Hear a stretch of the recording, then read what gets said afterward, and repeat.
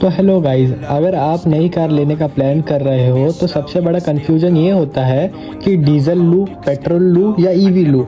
एक टाइम था जब बस ब्रांड या बजट देख के कार ले लेते थे, लेकिन अब ऑप्शंस बहुत ज़्यादा बढ़ गए हैं और साथ ही कन्फ्यूजन भी। एक तरफ है डीजल जिनका माइलेज ज़बरदस्त है लेकिन पोल्यूशन बहुत करते हैं। दूसरी तरफ है पेट्रोल, सिंपल और रिलायबल। तीसरी तरफ है इलेक्ट्रिक कार्स जो फ्यूचर का सलूशन लगते हैं लेकिन क्वेश्चंस भी है उनके अराउंड। इस वीडियो में हम बात करेंगे तीनों टाइप्स की: cost, mileage, performance, maintenance, resale, pollution, government policies, charging infrastructure, सब कुछ कवर होगा इस वीडियो में।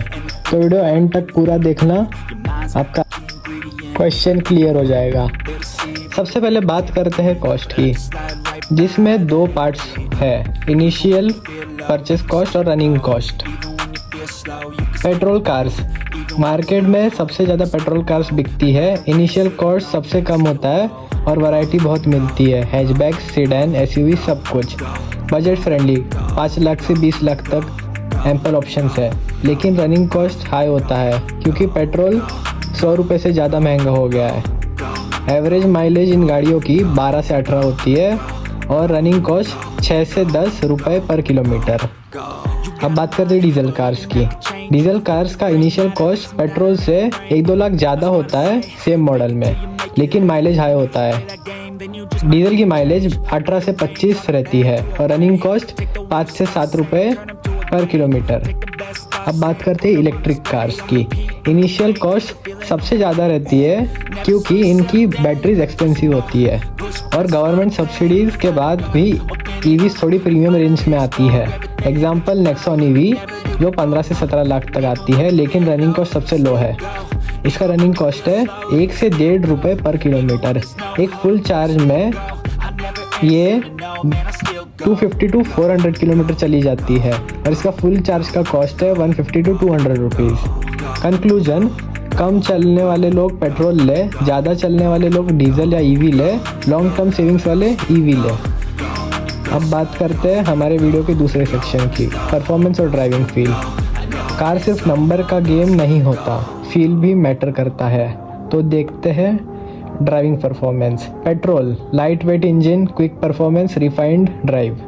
सिटी में स्मूथ और साइलेंट, हाईवे पे डिसेंट परफॉर्मेंस। पेट्रोल कार्स में ज़्यादा फन ड्राइव होता है। अब बात करते हैं डीजल की। डीजल होते हैं टॉर्क मॉन्स्टर, मतलब ये हैवी लोड ज़्यादा अच्छे से पुल कर सकते हैं और लॉन्ग ड्राइव्स और हाईवे ओवरटेकिंग में डीजल रॉक्स, लेकिन थोड़ा वाइब्रेशन और इंजन साउंड थोड़ा ज़्यादा होता है। अब बात करते हैं ईवीज़ की। इंस्टेंट टॉर्क, मतलब एक्सीलरेशन एकदम दबाते ही पिकअप पकड़ती है। बिल्कुल साइलेंट स्मूथ राइड और no vibration. Automatic transmission by default. और इसकी डाउन साइड की बात करते हैं। टॉप स्पीड और सस्टेन्ड हाई स्पीड परफॉर्मेंस में थोड़ा लैग करती है।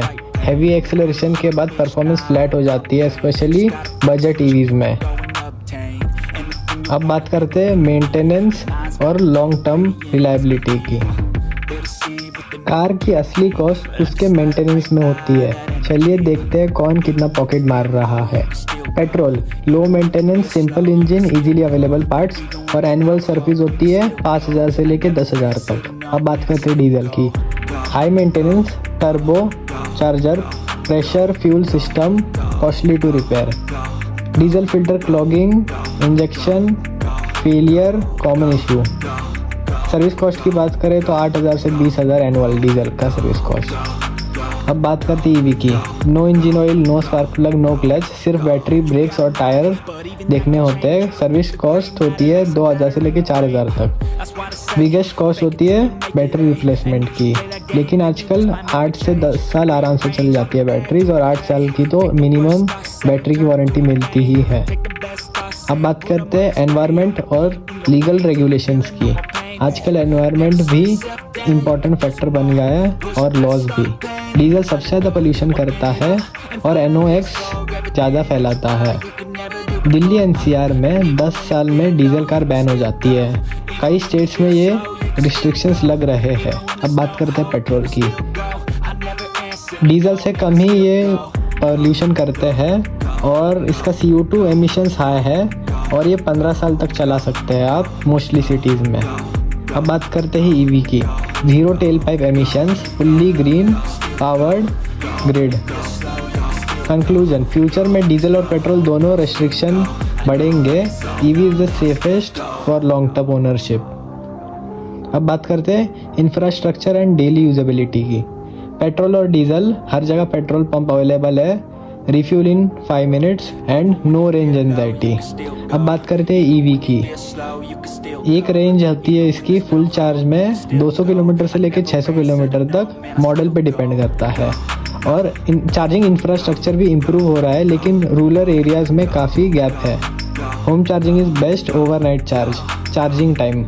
स्लो चार्जर AC 6 से 8 घंटे में गाड़ी चार्ज करता है और fast charger 45 minutes to 1 hour में फुल गाड़ी चार्ज कर देता है।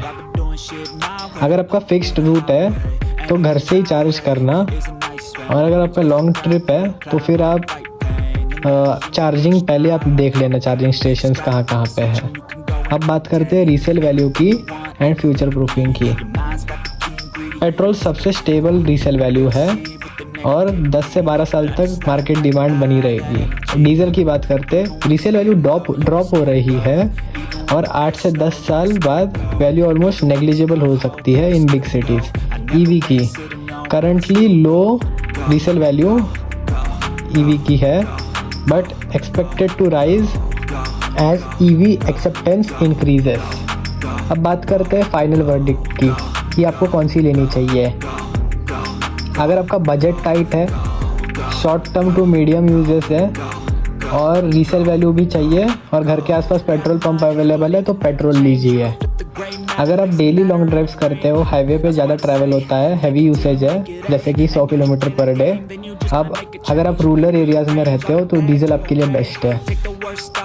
अगर आप फ्यूचर प्रूफ व्हीकल चाहिए और डेली कम्यूट 40 से 80 किलोमीटर है और आपके घर पे चार्जर इंस्टॉल कर सकते हो और गवर्नमेंट सब्सिडी का बेनिफिट अगर आपको मिल रहा है तो आप ईवी लीजिए।